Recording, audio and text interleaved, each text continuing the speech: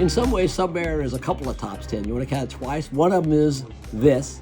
The fact that John Buscema's Submariner, I just absolutely think was some of the best stuff, even though I would have given him a triangular head. And of course, the other thing is the fact that the original Submariner in the 30s and 40s, and even more so to me in the 50s, that was even better. I met George Lucas in 1975 when they were just talking about this movie called The Star Wars. I didn't pay too much attention. And then about a year later, in early 76, his right-hand man, Charlie Lippincott, came to me in New York and said they'd like me to talk Marvel into doing a comic of Star Wars for free for the first bunch of, because they just wanted to get some comics out before the movie came for publicity. And, you know, I thought, I don't know if I could do it until I saw the material and I said, you know, this isn't really science fiction. You know, that doesn't sell that well in comics usually. But I said, this is like space opera. Space opera we might be able to sell. It's like cowboys with ray guns. And since, you know, they had brought it to me, I ended up writing it. And the amazing thing is it sold, the 2 or 3 issues that came out before the film debuted, it sold quite well on their own anyway. And then as soon as the movie came out, of course, the last few sold terrifically. And then they were reprinting them. It was like printing money.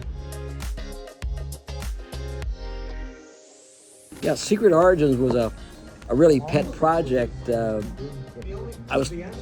My wife and I went on a driving trip around the country to get away from Los Angeles during the time of the 1984 Olympics. We didn't want to be around for the traffic and everything because we had no interest in that stuff.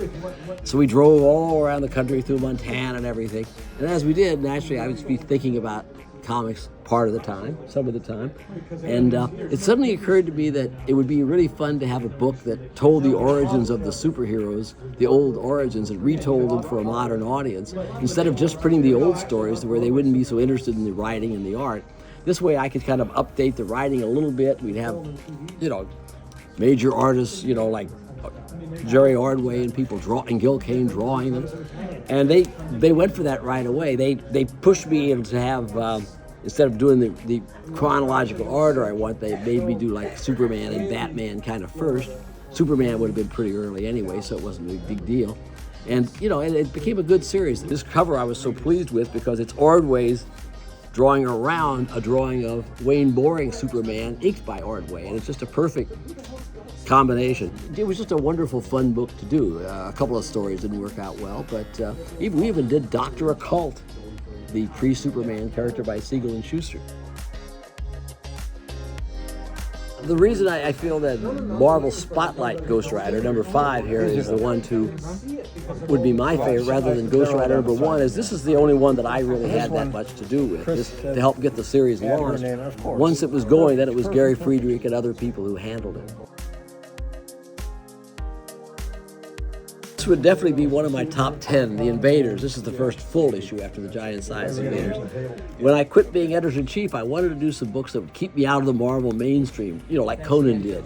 So I invented 2 books. One was What If, because there's no continuity, and the other was The Invaders because it was set 1941 and 42, and therefore I didn't have to coordinate anything that Captain America or the Torch or Submariner was doing with anyone else.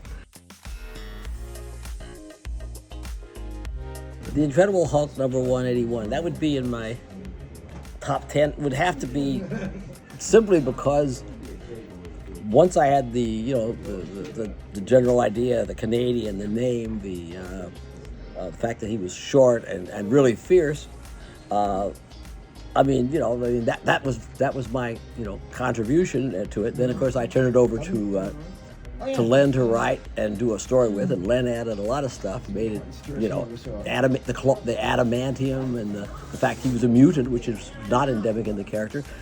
John Romita came up with the excellent claw motif, and then, you know, Herb Trimpe rendered the hell out of it, and I think is one of the 4 co-creators of Wolverine. And then over a period of 5 or 10 years, and develops into one of the handful of most popular Marvel characters. You know, I can't ignore the fact that there was something between the 4 of us going on there that was, you know, a little special, right? I don't know. We were asked by our readers to go stand, you know, was reading the mail, and the readers were saying go after the rights to a sword and sorcery character. It's funny, they weren't telling us to make up one. They were more like telling us to lease one or something. And after a couple of months, I just wrote to the Conan people and ended up, we got the rights to it, and it turned out pretty good. Well, it's kind of funny because I'd been bugging Stan for a year or so to get to do add a new Invader. He would, I mean, Avenger. He would toss in Hercules or let me use the, some character like that. Bring in the Black Panther, but I wanted to make up a new character or whatever to be a new Avenger and everything. Somebody I could control. It didn't have another life coming somewhere else. And then finally one day he calls and says, "Okay, it's time to. All right, you can finally do a new Avenger." And I said, "Great." I said, I got just the character in mind. I wanted to bring back the old Vision from the Marvel Mystery Comics, just as he was. Stan says, "Nah, that wasn't much of a character." He says, "But I want this guy to be an android." He didn't tell me why. I mean, is it to explore the human condition or what? He just wanted an android. So he, of course, is in many ways the co-creator of the new Vision. Stan, in a way, is the co-creator of this character because Gil Kane and I were going to just do. We were just going to bring in Dracula, who was not yet a Marvel character, if Stan wanted a vampire in the comic. And Stan said, "No." I said, "I don't want no, just Dracula. I want a supervillain vampire." So, okay, so we went out and made Morbius. Later, I discovered that's the name of a character in one of my favorite movies from years before, Forbidden Planet. Walter Pidgeon plays a character named Dr. Morbius. I didn't remember that at the time. I was looking at the term morbid and thinking of the Pogo Possum vulture character called Sarcophagus Macabre. And that was the real inspiration for me to say macabre. And then I went from there to morbid and to Morbius. I just like the idea of bringing all the World War II superheroes together, because I figured that's what Franklin Roosevelt would have done. He would have said, get all the superheroes together to one big group, instead of 4 or 5 little groups.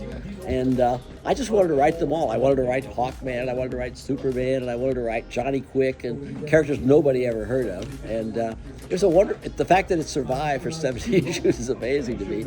But it was my all-time favorite writing experience in comics because it combined my 2 interests of comics and the superheroes with the idea of history.